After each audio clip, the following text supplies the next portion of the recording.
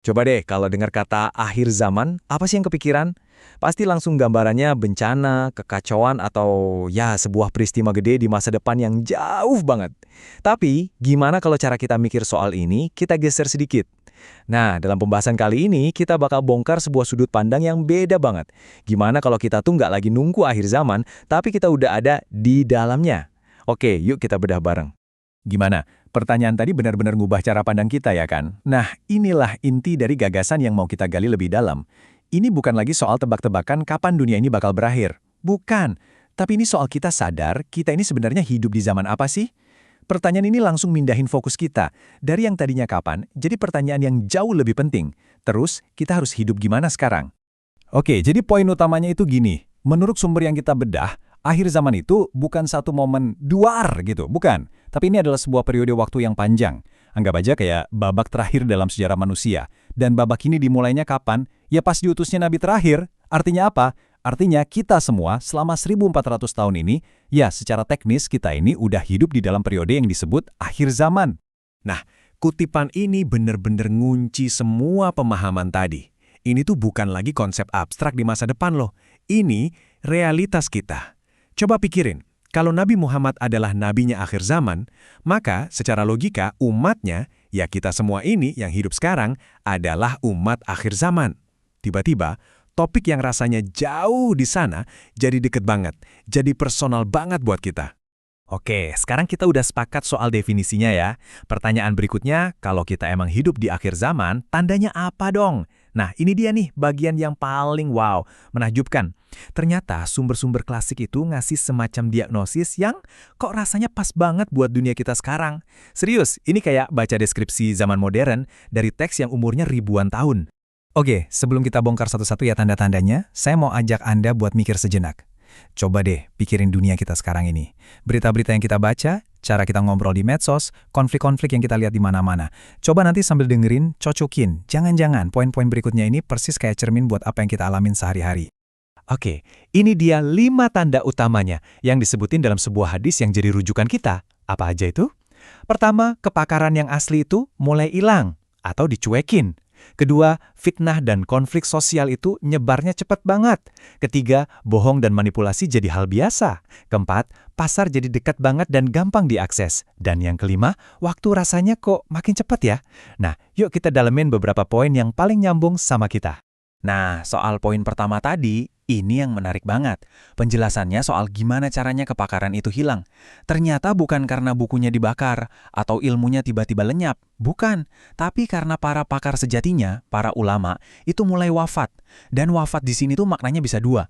Bisa wafat beneran, meninggal, atau wafat secara sosial. Artinya, mereka diabaikan, ditinggalin, suaranya udah nggak didengerin lagi sama orang banyak. Dan coba lihat perbandingan ini. Ini kan zaman sekarang banget ya. Di satu sisi, ada para ahli yang ilmunya dalam, belajarnya bertahun-tahun. Di sisi lain, banyak banget suara-suara di online yang mungkin nggak punya dasarnya, tapi followersnya jutaan. Sumber kita ini nunjukin sebuah fenomena di mana orang-orang sekarang tuh lebih suka dengerin hot text yang cepat dan heboh daripada panduan dari ahli yang udah terbukti. Persis seperti yang digambarkan 1400 tahun lalu. Nah, kalau poin yang ini, mungkin ini yang paling bikin kita merinding saking akuratnya. Pasar menjadi lebih dekat. Coba deh bayangin, zaman dulu mau beli apa-apa ya harus ke pasar, jalan kaki. Sekarang, kita tinggal pencet-pencet HP dari sofa, barang dari ujung dunia bisa nyampe depan pintu. Ini kan deskripsi yang sempurna banget buat zaman e-commerce sekarang ini ya. Oke, tadi kita udah lihat diagnosisnya, masalah-masalahnya. Nah, terus resepnya apa dong? Solusinya gimana? Kerennya, sumber yang kita bedah ini nggak cuma ngasih masalah. Dia juga nawarin sebuah panduan yang lengkap banget. Dia mengibaratkannya sebagai sebuah kurikulum kehidupan. Konsepnya tuh simple banget sebetulnya. Al-Quran dan hadis itu bukan cuma buat dibaca pas ibadah aja, tapi ini dirancang sebagai buku panduan lengkap buat manusia. Sebuah kurikulum yang nuntun kita di setiap fase kehidupan, dari urusan yang paling pribadi sampai urusan orang banyak. Dan biar kebayang ya selengkap apa kurikulum ini, coba dilihat. Sumber kita ngasih contoh, satu ulama klasik aja, Imam Al-Bukhari, itu bisa ngumpulin ajaran Nabi jadi 97 topik utama kehidupan. 97! Bayangin, buku panduan hidup kita punya 97 bab. Cakupannya apa aja? Ya jelas ada bab soal etika bisnis. Gimana cara dagang yang benar, gimana biar nggak nipu, gimana bangun ekonomi yang beretika. Terus, ada juga panduan lengkap soal keluarga dan cara ngasuh anak, hak dan kewajiban suami istri, orang tua, anak, semua dibahas.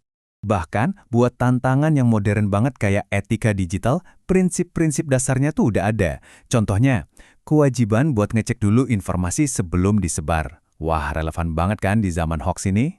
Kurikulumnya bahkan ngebahas isu-isu besar kayak etika perang.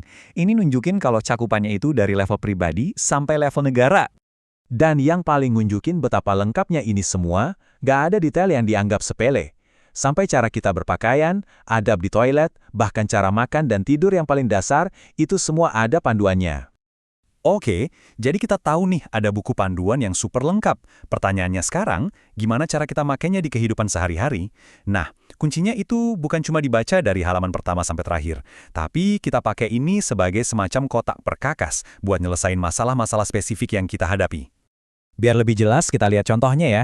Misalnya, pusing sama berita hoax dan misinformasi, ada loh ayat spesifik yang nyuruh kita buat ngecek dulu, verifikasi. Atau khawatir sama penipuan online? Prinsip-prinsip transaksi yang adil dan transparan itu udah ada. Lagi ngadapin tantangan soal pornografi digital, panduan soal jaga pandangan dan tanggung jawab pribadi itu jelas banget. Jadi solusinya tuh udah ada di sana, tinggal kita ambil dan pakai. Dan ini membawa kita ke bagian yang paling akhir, dan mungkin yang paling penting, yaitu panggilan untuk bertindak. Karena semua ilmu ini, semua panduan ini, ya nggak ada gunanya kalau cuma jadi pengetahuan aja, nggak kita lakuin secara pribadi. Jadi, mulainya dari mana? Sumber kita ini ngasih 4 langkah praktis yang bisa kita ikutin. 1, coba deh lihat diri kita sendiri. Apa sih profesi kita? Apa peran kita di keluarga? 2, dari situ, coba kenali apa masalah atau tantangan paling besar yang lagi kita hadapin. 3, baru deh kita cari bab yang pas di dalam kurikulum kehidupan tadi. Kalau Anda pebisnis ya dalamin bab soal bisnis. Kalau Anda orang tua ya buka bab soal parenting. Dan yang keempat, yang paling penting, terapkan prinsip-prinsip itu sebagai solusi nyata dalam hidup. Dan kutipan ini poinnya dalam banget sih. Tujuan dari semua ini tuh bukan buat ganti status atau gabung kelompok baru. Bukan itu. Perjalanan yang sesungguhnya, hijrah yang sejati itu adalah proses ke dalam diri kita sendiri. Proses menata ulang hidup kita, pekerjaan kita, keluarga kita, supaya makin pas, makin selaras sama panduan yang udah ada. Jadi pada akhirnya, kesimpulannya apa? Bukan buat kita jadi cemas atau jadi sibuk nebak-nebak kapan kiamat datang. Justru kebalikannya. Sadar kalau kita ini hidup di akhir zaman, itu harusnya jadi panggilan. Panggilan buat kita hidup lebih sadar, lebih punya tujuan, dan lebih terpimpin. Sambil kita terus berharap, semoga kita semua dapat akhir yang baik atau husnul khatimah. Nah, sebagai penutup, saya mau tinggalin satu pertanyaan buat direnungkan. Dari semua bab dalam hidup Anda saat ini, soal kerjaan, keluarga, keuangan, atau karakter pribadi, kira-kira bab mana sih yang paling butuh perhatian dan butuh panduan sekarang? Karena mungkin menemukan jawaban jujur buat pertanyaan itu adalah langkah pertama yang paling penting. Terima kasih sudah menyimak.